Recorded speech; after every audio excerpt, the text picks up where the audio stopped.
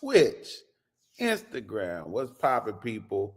And we got another episode of Badges, the Waiver Wire edition, where I just go over my thoughts on what's going on with the waiver wire, consensus waiver wire pickups, and look at it through my lens. So as I always say, there's a ton of videos people doing waiver wire pickups. You probably don't watched a few already. I'm just going through the consensus waiver wire, sharing my thoughts. And off top, we have Brashard Smith. And I've been on here. I might have said it. If I know I already said it once. I might have said it twice already about this guy. Now, I done had people in my comments already before, like, should I still hold on to Brashard Smith? I'm like, look, at the end of the day, it's a backup running back. If you got to let him go, you got to let him go. This is the backup running back. But, we thought an injury could happen, or that, the other two running backs was looking so bad that he can possibly take over. This is the scenario we was looking for. So in this scenario, Hunt got hurt. I don't know how bad the injury is, but that's an older guy, so he might be out for a little while, which gives Brashard Smith more snaps. So he should already be on your squad because I told you to add him, but in some leagues, even I had to drop him. So, you should be able to add him. Go back and add him if you can. Add Kyle Manangai. Now, am I much of a fan of Kyle Manangai? I mean, I like this film, but Kyle Manangai was not really a pass catcher. He didn't earn any of my badges. Team no badges. Not really a fan. But as a runner, he's pretty good. And he got more of the snaps this past game. So with that, because I think he might even got up to the double digits in points. With that, you got to add him. Another backup running back that just one spot ahead of an injury and getting the starting job. So, of course, he needs to be rostered because that's what we're looking for. If there's any injury, we're not hoping injuries on anyone. But if there is an injury, you want to be an opportunist and benefit from it. And I said this last week, add Joe Flacco. Why Joe Flacco not added? If you need to run a quarterback, add him. We have a big bye week coming up. So I'm gonna be honest. I understand it's gonna be hard to add a lot of these guys because big bye week coming up. And and not everybody gonna drop people, but I know some of y'all people gonna need a quarterback, and Joe Flacco sitting there. Next we got add Devin Neal. With the injury of Keandre Miller. There you go, one step closer. And a lot of people like Devin Neal at the beginning of the season. So his chance getting closer to, maybe taking over the starting job with everything that's going on, with the rumors that's going on with Kamara. I'm not a big Devin Neal guy. I mean, he was cool.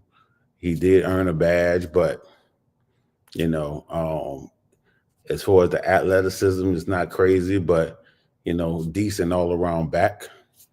Next, we got add Colston Loveland, and this is coming off the injury of Komet. With Komet dealing with the back injury, he was able to get an uptick in snaps. And this was the first tight end taken off the board in this past draft. So a lot of people was high on him. I personally wasn't, but if you need a tight end, here's a sneaky ad. Next, add Darnell Mooney. So I'm not. I mean, if you desperate for a wide receiver, why not?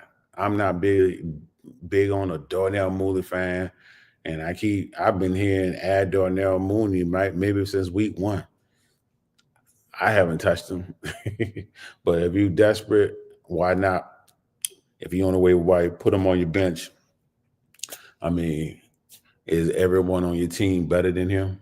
You always want to continue to make your team better, adding people off the waiver wire. So look on your bench and see if there's someone that that he's not better than, and you can replace him. I mean, someone that he's better than, and you can replace him. Add Sterling Shepard, Taz Johnson, and Cade Otten. I'm good on Sterling Shepard and Cade Otten.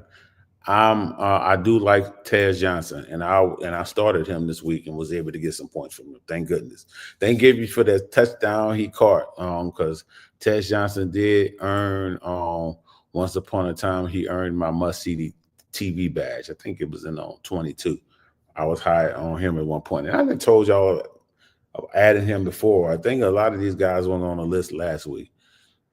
Next, we got add Jack Vetch. I don't know about this one. I in leagues that I'm desperate, I got Jack Vetch. Have been doing nothing. He's been getting more of the snaps, has been doing nothing. So there's nothing I can tell you with that. So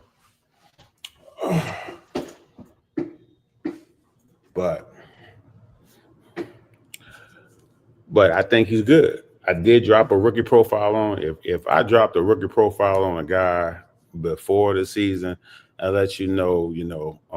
He either got some draft capital. I like them, and I do think he's sneaky good. Like I wasn't looking for him to show up this season, only because Myers was in the way, but it seemed like the quarterback is the issue. Quarterback is the issue. It's not Myers being in the way, because Myers hasn't been playing. So, I don't know if that situation go get any better.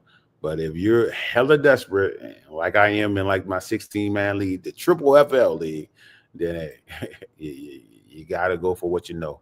Add Atlanta defense. That's the defensive scream of the week, and of course, any defense that's on the waiver wire that's playing against Tennessee. You got to do what you got to do, especially since we have a lot of teams on bye this week. And last but not least, because I already said last week, but he put an exclamation mark on it this past weekend, and that's Oronde Gaston. Add Oronde Gaston. This is a prospect. I loved his film. Now, unfortunately, he didn't earn any badges because of his draft capital. If he would have got like at least second-round draft capital, he would have earned my potential tight end 1 badge. That means he got the potential to be the overall tight end 1, but he didn't get the draft capital. Usually, it takes a lot for a tight end to get on the field. They got 5th-round draft capital, but he earned 7 targets last week, and now he earned 7 targets again. Is that 7 catches? I have to look back, but man ended up scoring like 29 points, just depending on your format. Depending on your format, the man scored 20-something to 30 points. So he's the hottest waiver wire ad there is. A lot of my teams, I'm going to be honest with you, a lot of my teams, I have Kittle and I have Fannin. I can't add them. Only because I looked at his playoff schedule, I don't like it. So this is if you really need a tight end ad, or if you're going to try to grab him and flip him, because the back end of that schedule look rough. I see nothing but red. When you go on Yahoo, look at the team, nothing but red I see, on that back end. So you get them, sell them high. That's what I would recommend. But anyway, until next time, peace.